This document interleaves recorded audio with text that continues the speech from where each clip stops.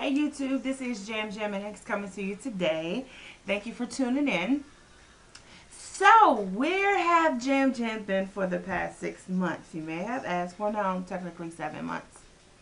So, the last video round about what I did was I was telling you all that I graduated back in December.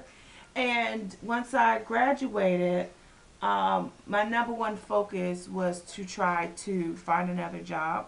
I was working as an LPN, and for me, I wanted something where I could transition from an LPN to RN position because I didn't want to be out here trying to look for a job last minute.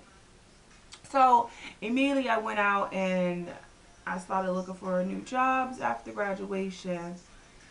Um, and I did ended up probably about no more than 2 to 3 weeks later, God came through because my job was crazy that I was working at, and I needed something new, something more stable that paid more money. So therefore I ended up where I'm at currently. So I work at a rehab nursing facility, and it's funny because that's something that I really did not want to do. I generally don't like geriatric nursing, but it's kind of rewarding to see that you're helping people's loved ones and family members, basically. So it's cool. It's all right. It has its downfalls. It has its uphill battles and good times, bad times, all that good stuff. So I've been there since the end of January, and here it is, July. So a lot has happened in those months. So I wanted to come to you all and just give you like some advice for new nurses. Even though I've been an LPN for 2 years, so I'm not a new nurse. What I am new at is being a new RN. And for me, I really didn't have a lot of advice. Like, sit down, let me show you, let me give you some tips, some pointers. I had a lot of people tell me, do this, do that, but not no real concrete advice of how they got through their first 6 to 12 months as being a new RN. And it can be very challenging. And I just wanted to come and bless you all with some knowledge for those that are struggling, for those that have been rocking with me since the beginning. I remember when I first stated that I was going to nursing school, and everybody thought I was crazy, basically because they were like, you already have a degree. Why are you going back to school? And people didn't realize, like, it was the recession. I didn't have something that was more concrete for me that I can run with that degree. Yes, I can merge my degrees together, but at that point in time, I wanted to be a lab rat, and I wanted to sit up in the lab and just do everything that I wanted to do, find the cure for cancer and all that. And I couldn't because everybody had a hiring hold and everything was on lock. So at that point in time, I decided to myself that everybody kept telling me I would be a great nurse. And that's what I did. So here it is, what's this, 3 years later? I'm officially RN. I've been so since March. So, yay to me. So again, I'm just here to give you advice, like I said, since I'm a new RN. So I have my little trusty papers to keep me on track, and I'm not going to hold you all long. Like I said, I just wanted to come and bless you. So I want to give you 10 top pointers in reference to how to survive your first 6 to 9 months as a new RN. And this is stuff that I just learned in the past 6 months at this job, or 4 months as, no, well, 7 months, but so 5 months as RN. So anyway, point number one. Not everything is taught in school. Don't panic, you will learn on the job. That is something that I did not believe my professors, like, I was like, I gotta teach me this stuff. I feel like I'm about to have anxiety attack. I don't understand why y'all not showing me these things, or why y'all not going so much into depth. I got more questions, y'all not giving me more answers. And they were like, if you don't chill, like you gotta understand that no matter how much we try to teach you, a lot of this stuff is new. It's going to be different for each um, agencies, facilities that you go to, organizations you will go to. So you're going to have to mold to whatever their policies and procedures are. So some things are not done, but nursing wise, you have a foundation, but some things are going to be different. You know, maybe the equipment may be different, or maybe medication times. That was something that was different for me. So you have to, like I said, just go with the flow and learn at that particular organization. Number two, come and be prepared. When you come to work in a professional manner, come to work well rested. I know going out here and partying and having fun with your friends, yeah, that's cool and fun and dandy in the beginning. But you have to understand this is a very serious matter, and you want to come to work and know that you're not going to kill somebody or injure somebody just because that you happen to fall asleep blanked out because you was out partying. Something my mother sent me the other day, and I'll explain this to you all later. But my mom sent me something the other day where it hit national news with this lady that's a nurse up in, I think, Pittsburgh, Pennsylvania. I can't remember, but she was telling me how the lady fell asleep and the baby slipped out of her hand as she was feeding the baby, and the baby has a newborn baby has a skull fracture. Granted, thank God that the baby have survived and the baby will not have any complications. But what it was is that the lady overexhausted herself because she was tired. And that's another point that will come up later. So when I say come and be prepared, it's not just paper and pen and your stethoscope and your blood pressure cuff, like all that. No, you want to come prepared both mentally and physically. So, like I said, all other things that I mentioned, I did a what's in my nursing bag video before. Um, I don't have much in my, I don't have a nursing bag per se now. I still use the same book bag that I showed previously. It's just I've taken out a lot of those books, and now I only have my my nursing notebook that I actually write all my patient's information in. And I just have like this little zipper tablet holder, but I use it as all of my pens and my stethoscope. I put all that stuff in there. So that's that. Number three, don't be afraid to ask questions and speak up for yourself. I know it can be very intimidating when you come up in there and you're just like, oh God, I don't want to ask the wrong question. I don't want to ask a dumb question. I don't know what to do. Like, and do not be nobody's bitch. I'm going to be very frank with you. Do not let nobody run you. Don't do it, because there will be other nurses that will sit there, laugh and joke over there in the corner while they make you go run and go, oh, go give me this Foley. Oh, go give me a flush. Oh, I need you to go give me a pen. Oh, don't be nobody's bitch. Don't do it.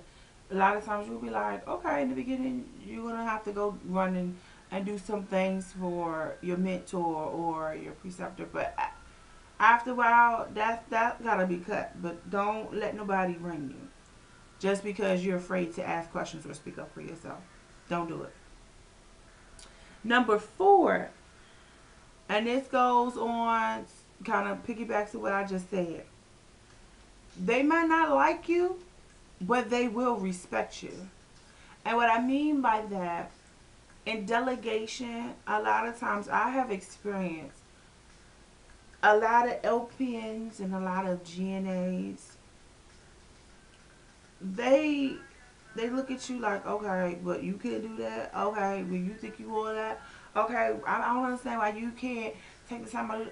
Let me explain something to you. I have X, Y, and Z person asking for a pain medication. I need to go flush this IV line. I need to go answer this telephone call because I have the pharmacy or the pharmacist on the phone for me. I also have somebody yelling for me down the hall. You got so many things going on. So if I ask you to go get a blood pressure, if I need an updated one, I shouldn't have to go through all this argument when I got 101 other things going on. That's something that I had experienced. And then I had to step up for myself because I used to just roll my eyes and be like, all right, whatever. But I had to step up for myself and I had to tell them, like, look, you're either going to do it or you're not. If you're not, then therefore we got a problem. You're not trying to do your job. And therefore you need to get written up. Or you need to go talk to my supervisor because she's going to ask you why didn't you go do the blood pressure. So it's like I had to do with that. And then a lot of times because I'm younger than some of the GNAs or even LPNs, they look at me like, okay, just because you are RN doesn't mean you the shit, or doesn't mean that I have to actually listen to you. Well, I do accept your wisdom. I do accept any constructive criticism. I want to work as a team. But those letters behind my name that say RN, you gotta respect that because I went to school and I busted my ass. There's been plenty of nights that I stayed up and I told my friends I couldn't go out. It's been plenty of times that I had to do sacrifices. Like I had to move. I had to, work part-time or not work at all. I had to sit here and like pinch pennies.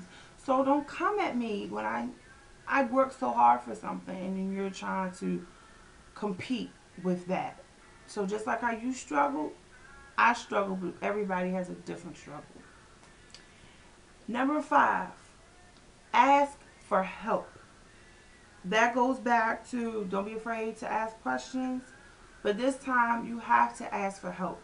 Even now with me being an RN and I have a little bit more experience, if I'm not comfortable with something, like if this is my first time doing it, I ask for help. And so, for example, like I had a trach patient, but her trach was a little bit different from what I saw. She had all these things hooked up, and like I said, equipment is different everywhere.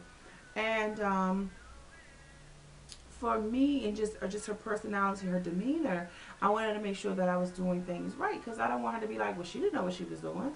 So I asked my mentor, did she have time to help me, to show me the proper things to do, this, and that. And she's like, oh, I'm busy, I don't have time. I asked another nurse, oh, I'm busy, I don't have time. So I'm not going to set myself up when here it is, I don't know what I'm doing. So what I did, I asked the next nurse that has that experience, hey, could you please do that? I passed it on a report that, hey, just her trach need to be cleaned, it need to be replaced, whatever it was. Because I don't feel comfortable. So I asked for help. She helped me, and that's fine. I have no problem doing that. In the beginning, I felt like I had to do everything for myself. I don't do that no more. Number 6, smile, do not argue. Not everyone will like you. I had probably about 2 patients told me they don't want me to be their nurse anymore. And it wasn't because I went out here and I completely cussed these people out. It wasn't because I didn't do what I was supposed to do. It's just I didn't do stuff in their timely manner. It's very hard when I'm an RN and I work with other entities. So if I work with other entities and say if another RN called out and I'm the only RN and I got a whole bunch of LPNs and GNAs underneath me, I have to run the floor. I have to answer phone calls. I have to go through inquiries and all that. So I had so much pressure on me, or people not telling me information. If my patient's blood pressure is like 200 over 100, like why nobody's coming to the run and tell me? Like I get stuff like that. So people will discredit you because you don't know certain information, and then they will say it's your fault. So I've been in situations like that where people didn't like my timing, or if I was prioritizing and they didn't like my prioritizing, they're like, oh, we felt as though she didn't give us proper care. So if I have a patient over here that's not breathing properly, and because I didn't give your mom or your father some prune juice because they suffer from constipation, I'm sorry. I'm worried about my patient over here that has this irregular breathing pattern, or this patient who blood pressure is high but their pulse is low. Like, not everybody will like you. Just know that. Number 7, do not overwork yourself on overtime hours. I just learned this because I did it because I wanted to catch up on bills. I wanted to pay a bunch of stuff off. Also, I wanted to enjoy my summer, and I wanted to do whatever the heck I wanted to do. And I was able to do that. So on my days off, I really enjoy my days off. I go to the movies. I go get my hair done. I go get my nails done. If I want to go out here and buy a new purse. Like, you guys, I just bought a bike. Like, I haven't had a bike in years. And I really wanted a bike, and I bought a swing bike. Whoever going to follow me on Instagram, you'll eventually see it. But I ain't going to do it right now. But I buy whatever I want to buy because I'm wanting it or I needed it. So, yes, overtime hours are really good. Your checks are amazing. However, the stress of working overtime, I can't and I won't. I told the scheduling manager, don't ask me, don't even think of tooting your lips up because I'm going to tell you no. So, just think about it. Like, if you already work 12 hours or if you already have a set schedule and they're trying to call you in, unless you don't have no obligations or you feel comfortable doing that, that's your business. Me personally, I signed up for 11 overtime shifts. Tomorrow is my last one, and when I tell you this weekend I'm going to celebrate, I'm going to celebrate because those obligations I had to do, and I don't want to deal with those anymore. So, no ma'am, no sir. Number 8, make time for yourself. Like I said, I go get my nails done, I go get my toes done, I go get my hair done. But also, I sit here and I read. I chill out. I clear my mind. I answer emails. I sit in silence sometimes. You gotta make time for yourself. Because a lot of times we get so wrapped up in the day to day that we do not take the time out for ourselves. So I want to remind you to please do not neglect yourself. Shave your legs. You know, clean up your mustache. If you need to clean up your house on your day off, but give yourself breaks in between. Make time for you and your God, whoever you pray to. Make that time out. For me personally, what I like to do, I like to, like I said, I like to watch TV, lay still, be quiet, whatever. But also right now, I'm reading this. I just started reading it. It's Battlefield of the Mind by Joyce Meyer. And one of my girlfriends was telling me to read it because I was telling her how stressed out I was at work. And she was just like, I need to get negative thoughts off my brain. And that's been helping me. So that's what I do in my spare time. Number 9, like I said, enjoy your days off. Do not obligate yourself to do certain things because you're going to find yourself stressed out in your personal and your work life. So just chill out. And finally, number 10, please make time for family, friends, and your significant other. Do not neglect, do not forget them because those are the people that helped you push through as you went to nursing school.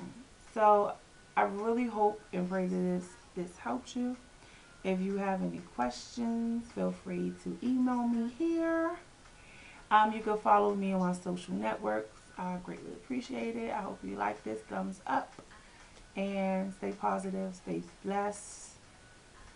Peace and blessings.